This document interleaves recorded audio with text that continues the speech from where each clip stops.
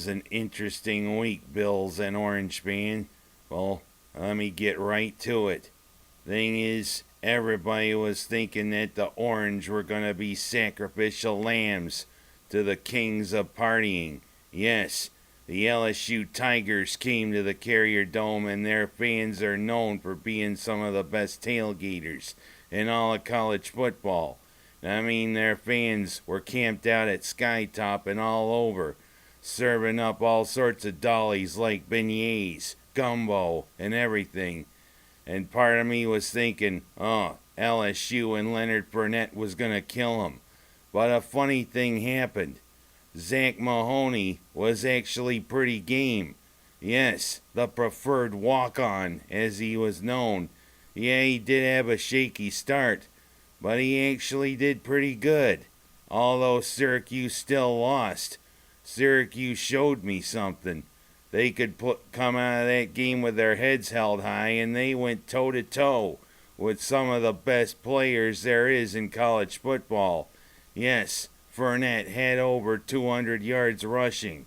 Yes, LSU won 34-24. But it was a lot closer and a lot more competitive than I thought. You know, I have to eat crow, but I don't know if they serve crow on those LSU lines. But the truth is, Syracuse, you actually can hold your heads high. Yeah, it would have been awesome to knock off LSU, but the Tigers were just too powerful. But we go into a bye week at 3-1, and that's where I hoped we'd be. 'Cause we got South Florida and the ACC coming up. Yeah, we go down to South Florida to play the Bulls in about a week and a half. And you know, the last time they played, it was an exciting finish. One of the best finishes in Syracuse history, pulling out a 37-36 win. You know, I hope this good performance against LSU provides us some momentum. And also, let's hope Dungy comes back. Mahoney, you were pretty good, but you know, we need Dungy to be at his best. Let's keep going, Orange. Hold our heads high. Yeah, it was a loss, but you did good. But I will tell you what, speaking of South Florida, how about the performance that Buffalo put on against Miami? Against our old bitter rivals. You know, I always love it when the Bills can squish the fish. But we squished the fish, and you know, we probably shipped them to Doug's. 'Cause you know, the Bills filleted and fried the fish. 41-14.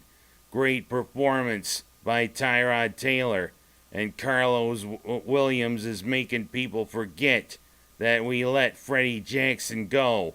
And of course, he went on to sign with Seattle. But Carlos Williams, people wondered why we drafted him. Well, the kid from Florida State is a stud. He ran for over 100 yards, and he's a tank. Almost impossible to bring down when he gets into the open field. A terrific 41-14 squishing of the fish. And that, well, I go from sports, I'm going to go to a couple of humorous stories I found. One, apparently there was a guy who decided, while he was drunk and attending an event, to enter the home of a Seneca Falls couple. They awoke to hear of running water in their home, and they found him taking a shower. Thing is, what happened there? You know, wouldn't this have given it away?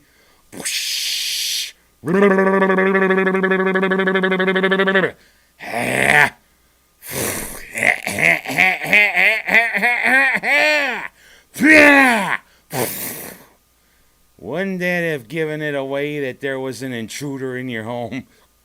Better yet, what was he doing there in the first place? Yeah, he probably was drunk as a skunk. Oh, I think I'm gonna go into this house, spend the night. You know, bad idea. Truth is, you were probably the cleanest guy who was brought before the judge. Well, you know, you're gonna pay for it. But the thing is, why couldn't this have happened in Bath? that certainly is the cleanest town in the Finger Lakes, if you know what I mean. Oh well. But how about this other story? Apparently, I don't know where it happened, but you know how dumb some criminals are. Yeah, one guy decided he was gonna steal a drill out of a hardware store. But what did he do? He decided to stick it where the sun don't shine.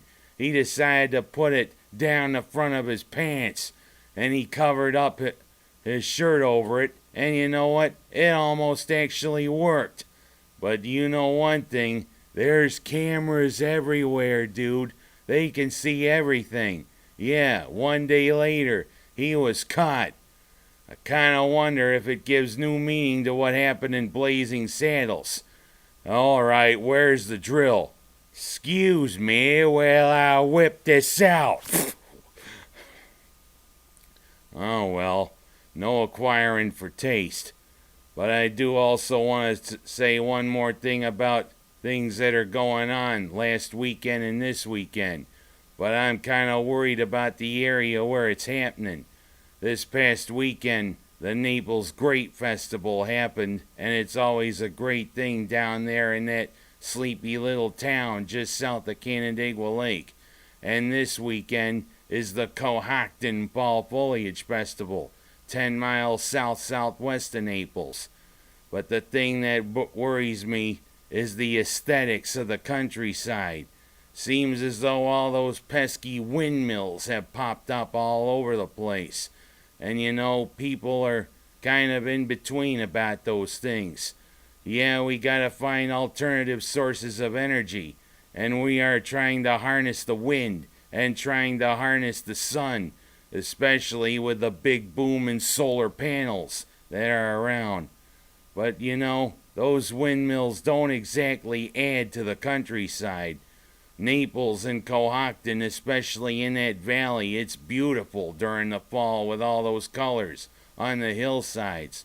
But do you need a 300-foot tall windmill on top of those hills? You know, they're big, ugly things, and those blades. And of course, down there is some prime hunting area for deer. And you know, those windmills do make a lot of noise. Those whooshing will scare off the deer, 'cause the deer will hear that, alert them, and they see the hunters coming, and they're like, oh, I'm out of here. Or they'll laugh at the hunters. You ever heard a deer laugh? It's not nice. But you know, you gotta wonder, yeah, we want to harness new energy, but do we really need those big ugly windmills? Doesn't add to it. Plus, you know, birds flying around, they get hit by one of the blades and it either kills them or gives them a bit headache. Oh, what happened? Oh, there's that thing I came to get. Excuse me. Oh, must have been punch drunk from getting hit by that blade. We need to think about this, don't we? Well, whatever. It was a good weekend for the Orange, good weekend for the Bills, even though the Orange lost. Yeah, you can hold your heads high, Syracuse. I'm Ken Haas, and those are my rants for this week.